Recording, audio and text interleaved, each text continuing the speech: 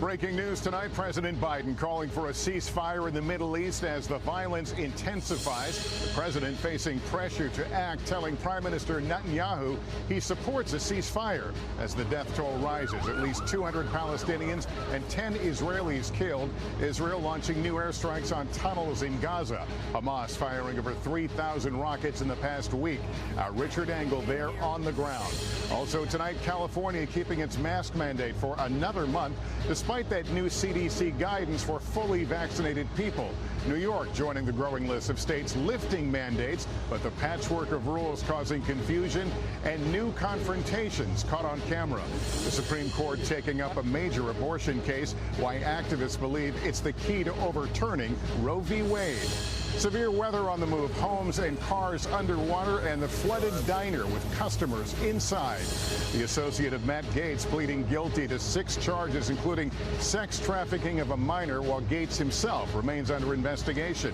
And kicking off our journey across America in Orlando. Tourism making a comeback, and why it's getting so hard here in many other cities to buy a house. This is NBC Nightly News with Lester Holt, across America. Reporting tonight from Orlando. Good evening, everyone. Day one of our Across America journey, reporting on an America rebuilding, refocusing, and reimagining a future after the pandemic. Our first stop, Orlando, well into its recovery. We'll share the view from here in a few minutes. But we're starting, of course, in the Middle East, where Israel and Hamas are fighting a seesaw battle of widening destruction and misery, with civilians in the center. Hamas rockets, lethal, random, and terrifying, yet hardly a match against Israel's targeted airstrikes, precise, but not as precise as some would hope in densely packed neighborhoods of Gaza. Tonight, many eyes on the United States and President Biden. When and how will he exert American influence to end the fighting? Richard Engel is in Israel as it all unfolds. Israel is picking and destroying targets in Gaza at will, flattening what it describes as a network of tunnels Hamas has used to launch more than 3,300 rockets at Israel over the past week. But Palestinian civilians are dying too, including more than 60 children so far. Many were killed right here in 3 apartment buildings that collapsed when Israel bombed what it described as a Hamas bunker nearby. I asked an Israeli military spokesman how this could have happened for an army that can target with such precision. They were taking women and children from the rubble. It's horrible visuals. I agree. As a human being, you see that, you feel the suffering. Below ground, Hamas has built a city under a city, a system, a network of tunnels and command posts and rocket firing positions. Nearby, a rocket got through Israel's Iron Dome missile defense system. The rockets that Hamas fires aren't guided at all. They just land wherever they are pointed. This one hit the corner of an apartment building, and according to Israeli officials who are telling us to leave right now, no one was killed or injured in this attack. Alona Kruvlin, a neighbor, is a nurse originally from New Jersey. See what is happening to innocent civilians, to innocent houses, and don't judge on one side of the story. In Gaza, with no air defense systems or bomb shelters, people are now huddling in UN-run schools. We came here under fire. Amani al-Shawarji is a teacher and says the hopelessness in Gaza, often compared to a prison where Israel won't allow anyone to leave, makes her students angry and despondent. They feel that there is no future. Why? When I say to them, learn, and learn to what? Learn to be what? If we died, there is no need for our education. Yeah? Richard, what's the likelihood of a ceasefire tonight? Not likely. In fact, the Israeli Prime Minister Benjamin Netanyahu just gave an order for the offensive against Gaza to continue, saying there are still more targets to hit. And in Gaza, Hamas shows no signs of relenting. So there's no ceasefire on the table. Richard Engel tonight, thank you. And our chief foreign affairs correspondent, Andrea Mitchell, is watching it all. Andrea, there's a lot of pressure on President Biden to step in, and now he's calling for a ceasefire. That's right, Lester. Tonight, for the first time, the president is publicly acknowledging he told Israel's Prime Minister Netanyahu this afternoon he supports a ceasefire by both sides after growing pressure from allies and many fellow Democrats who want an immediate ceasefire. The Biden administration is still under fire from some, like Senator Bernie Sanders, who says the U.S. must stop being an apologist for the Israeli government. And at the UN, the White House is still blocking a joint statement that would criticize Israel but not Hamas. Lester. Andrea Mitchell, thank you. We want to turn now to the new CDC guidance on masks. Some states and businesses adopting it, some holding off, with 157 million Americans 12 and over receiving at least one COVID vaccine dose. Some say the CDC's change was premature. With more on that, here's Miguel Almaguer.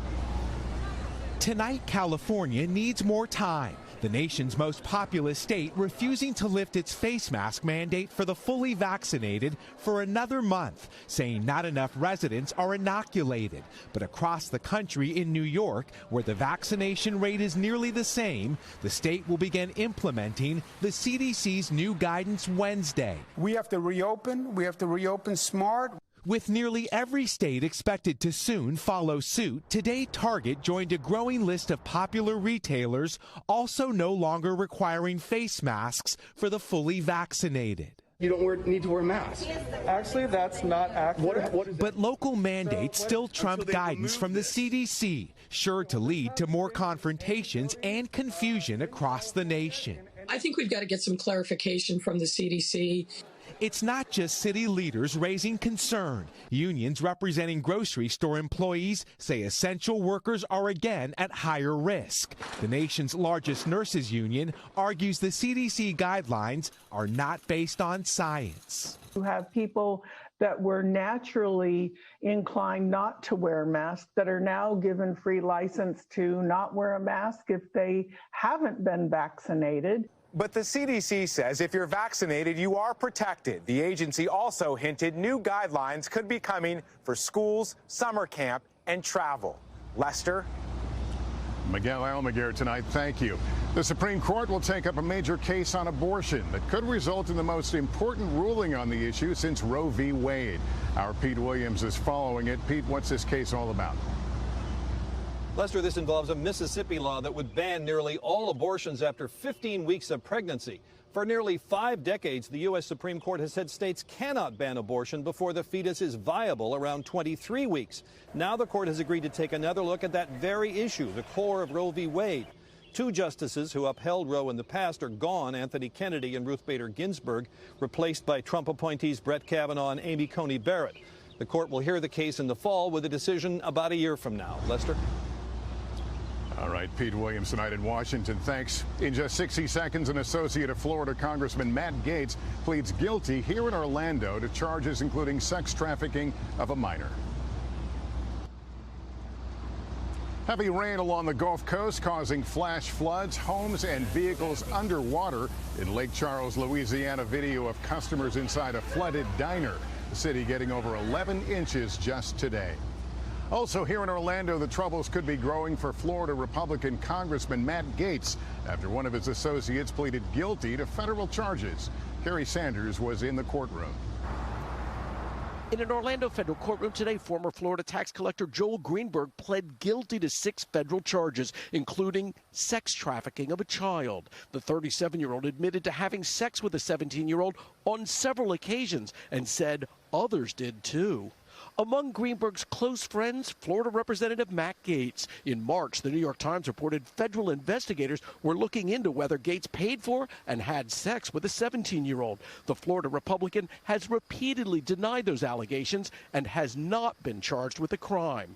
This weekend, telling Republican supporters, I am being falsely accused of exchanging money for naughty favors. Greenberg faces at least 12 years in prison and says he agrees to cooperate fully in the investigation and prosecution of others. His defense attorney today. In the statement of facts here, it says that Greenberg paid her to engage in commercial sex acts with him and others. Who could those others be? I'm not going to answer that. As was made clear in court today, the more Greenberg tells federal agents, the more favorable the judge could be in sentencing. The federal investigators now with an inside line as Greenberg agrees in the plea agreement to name names and testify. All Lester? right, Kerry Sanders this evening. Thank you. After word that Bill and Melinda Gates will divorce, new reporting tonight that Bill Gates had an extramarital relationship with an associate. Kate Snow has that story. The company that made Bill Gates a billionaire, Microsoft, confirms it conducted a thorough investigation after an employee raised a concern in 2019, saying Bill Gates sought an intimate relationship with her in 2000.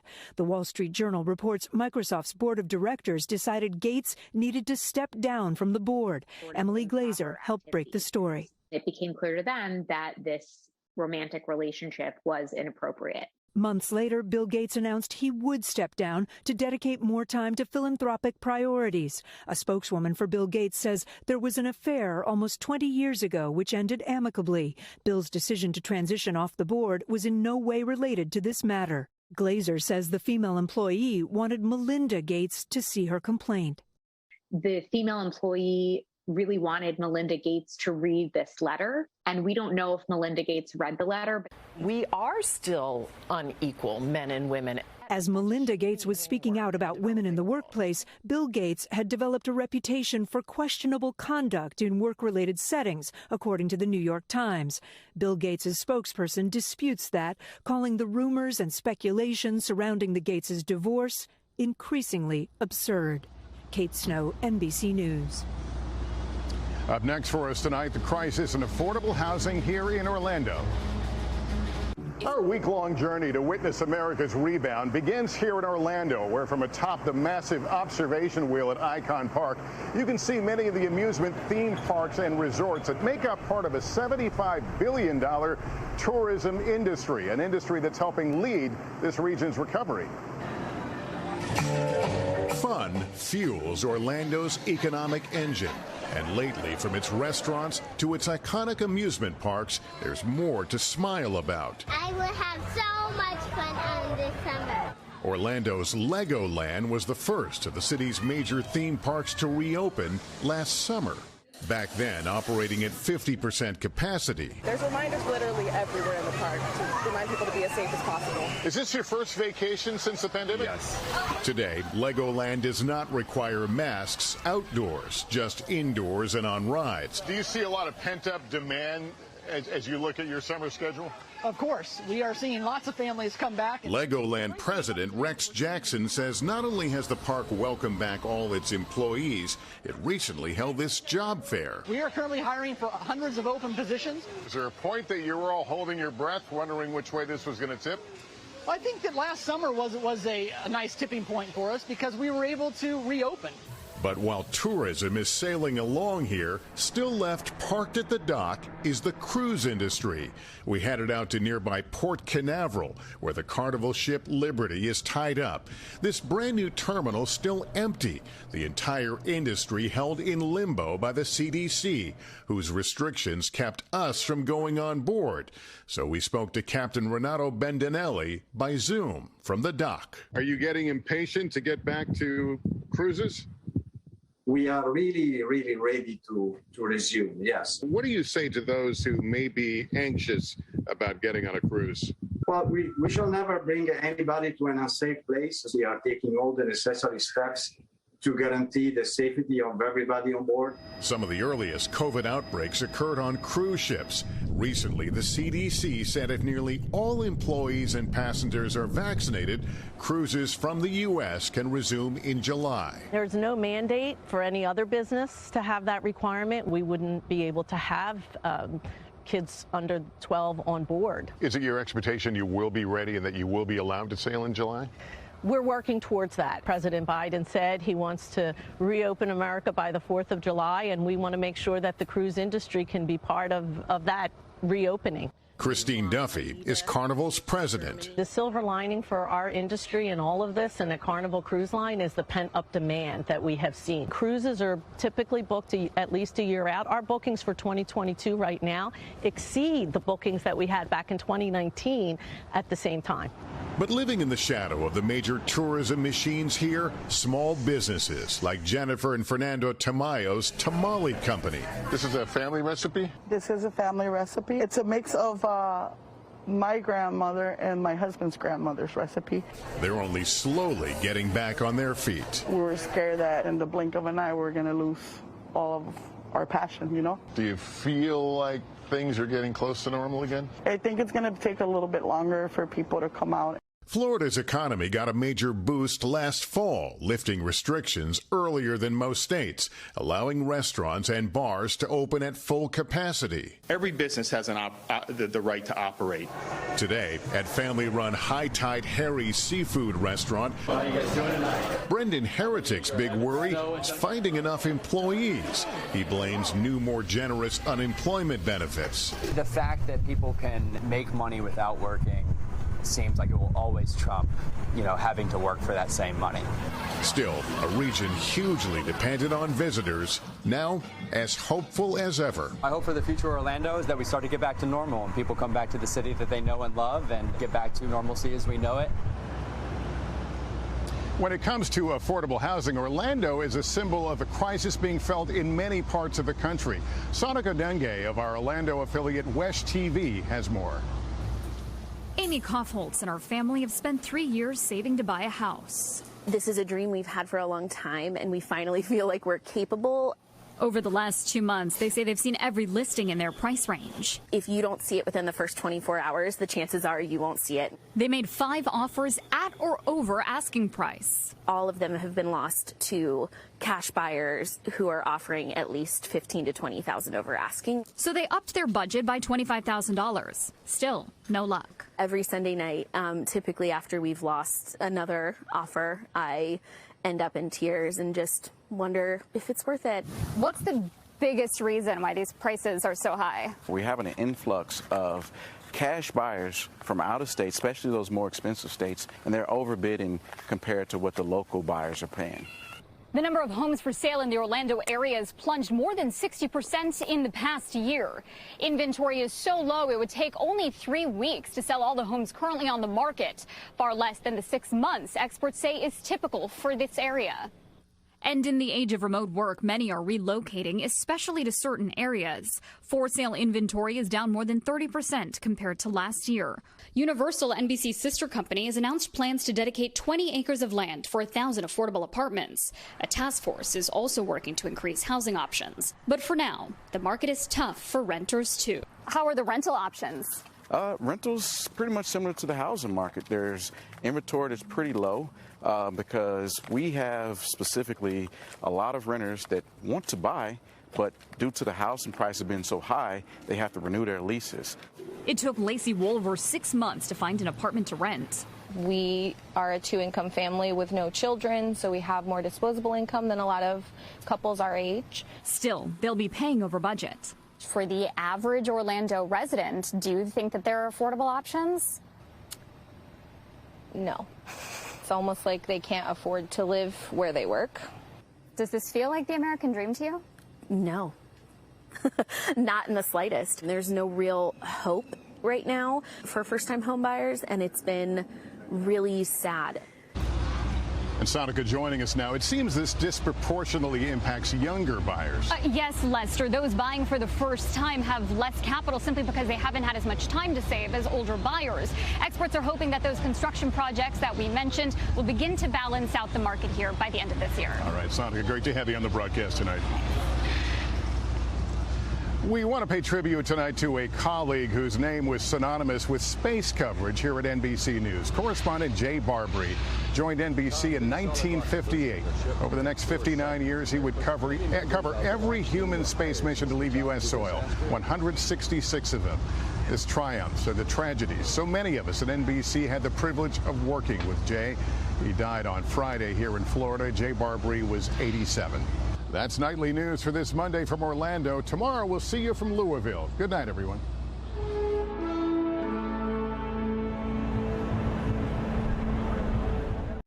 Hey, NBC News viewers, thanks for checking out our YouTube channel. Subscribe by clicking on that button down here. And click on any of the videos over here to watch the latest interviews, show highlights, and digital exclusives. Thanks for watching.